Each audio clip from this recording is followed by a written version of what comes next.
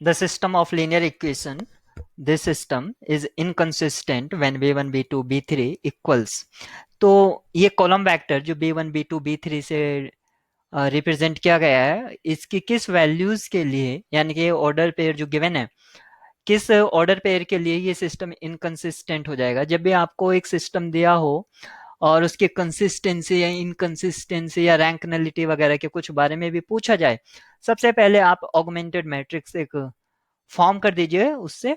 1 - 1 2 b1, 1 2 - 1 b2 और last में 0 2 - 2 b3। Last में जो आप देख रहे हैं last column b1 b2 b3, ये कॉलम ये आपका राइट हैंड साइड वाला है। और यानी कि ये सिस्टम आपको पता चल रहा है एक नॉन होमोजीनियस सिस्टम है। अब आपको क्या करना होता है कि जो फर्स्ट इक्वेशन है उसके हेल्प से जो अदर इक्वेशंस हैं उसका फर्स्ट एक्स वाली जो टर्म्स हैं वो वहां से आपको एलिमिनेट करना है। फिर सेकंड इक्वेशन का यूज करके जो उसका सेकंड वेरिएबल है वो अदर इक्वेशन से एलिमिनेट करना है, और इसी तरह आपको प्रोसीड करना होता है। इससे क्या होता है, आपका x1 x2 x3 यानी कि जो करस्पॉन्डिंग वेरिएबल्स हैं वो आपका एक ट्रायंगुलर मैट्रिक्स में रिड्यूस हो जाता है।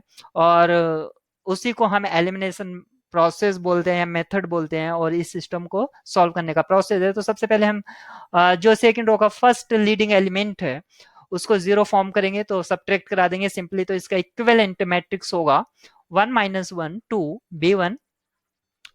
सेकंड एलिमेंट को जीरो करने के लिए लीडिंग एलिमेंट को सब्ट्रैक्ट करा दूंगा मैं सीधे, और यहाँ पर सब्ट्रैक्ट कराऊंगा तो ये प्लस हो जाएगा, +1 और 2 3।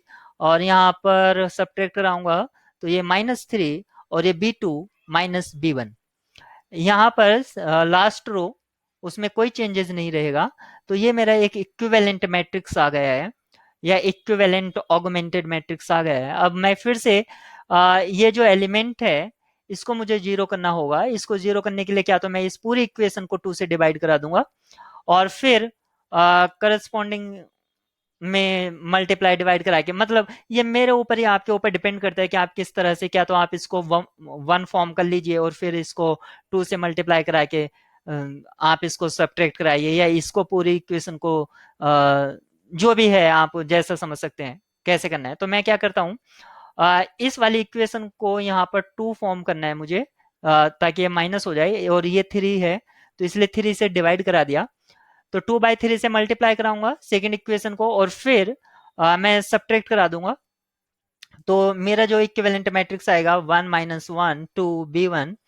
और यहाँ से क्या होगा, 2/3 से मैं मल्टीप्लाई करा रहा हूँ तो ये 0, यहाँ पर आपका 1 फॉर्म हो जाएगा, सॉरी यहाँ पर आपका 2 फॉर्म होगा, और यहाँ पर 2/3 से यानी कि आपका -2, और ये होगा b2 - b1, और आउटसाइड यानी कि 2/3, और लास्ट जो मेरा रो है 0 2 - 2, और यहाँ पर b3।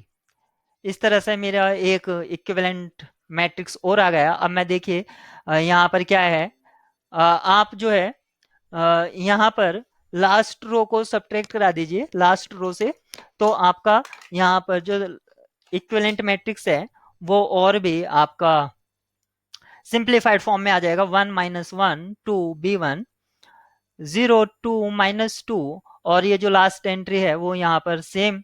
अब मैं यहाँ पर माइनस करा रहा हूँ तो 0, यहाँ पर 0 सब्ट्रैक्ट कराया बेसिकली मैंने, यहाँ पर भी 0, और यहाँ पर हुआ b3 -2/3, और विद इन ब्रैकेट जो सेम है b2 - b1। तो आप देख सकते हैं ये ऑगमेंटेड मैट्रिक्स यानी कि जो लास्ट इक्विवेलेंट मैट्रिक्स आया है मेरा, इस सिस्टम को इनकंसिस्टेंट होने के लिए या कंसिस्टेंट होने के लिए इस मैट्रिक्स का और जो ऑगमेंटेड मैट्रिक्स है उसका रैंक सेम होना चाहिए, लेकिन इनकंसिस्टेंट होने के लिए इसका रैंक जो है वो सेम नहीं होना चाहिए। रैंक सेम ना हो, यानी कि यहाँ पर आप देख सकते हैं जो कॉफिशिएंट मैट्रिक्स है उसका रैंक 2 है, और इसका रैंक 3 अगर मैं किसी तरह से कर दूं, यानी कि अगर मैं जो लास्ट एंट्री आप ये देख रहे हैं, अगर मैं इसको नॉन जीरो के इक्विवेलेंट सॉरी इक्वल रख देता हूं, यानी कि ये नॉन जीरो हो जाए तो इसका रैंक 3 हो जाएगा और कोफिशिएंट का 2 हो जाएगा, तो तब इनकंसिस्टेंट हो जाएगा ये। तो बेसिकली मेरा क्या आया, B3 माइनस 2/3 और ये था B2 माइनस B1।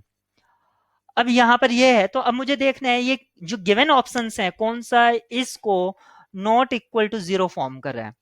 तो यहाँ पर देखिए मैं फर्स्ट चॉइस को इसमें पुट करता हूँ, यहाँ पर B3 जीरो है तो ये हो गया B3 जीरो, तो ये वाली टर्म यहाँ पर कैंसिल आउट हो जाती है, -2/3। यहाँ पर B2 यानी कि 2 और B1 यहाँ पर ये भी 2, तो ये तो जीरो फॉर्म कर रहा है, ये तो equal to zero, not equal to लाना है मुझे। अब यहाँ पर ये देखते हैं, यहाँ पर B3 आपका 2 है, तो ये वाला मेरा डिस्कार्ड हो जाता है, -2/3 और B2 आपका 3 माइनस B1 आपका यहाँ पर जीरो है, तो यहाँ से क्या आता है, ये 3 से 3 कैंसिल आउट हो जाता है, तो ये आपका आता है 2 -2, यहाँ पर भी इक्वल टू जीरो आ जाता है।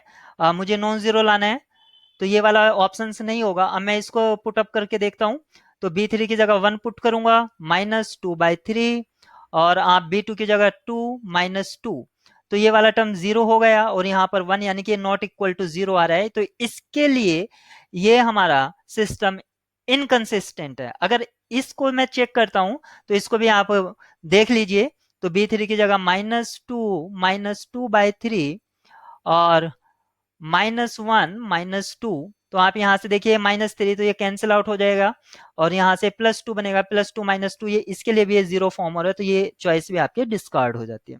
तो इस तरह से आपने इसको वेरीफाई कर लिया, यानी कि ये जो ट्रायल एंड एरर इसमें जो गिवन ऑप्शंस थे उसकी हेल्प से किया हमने।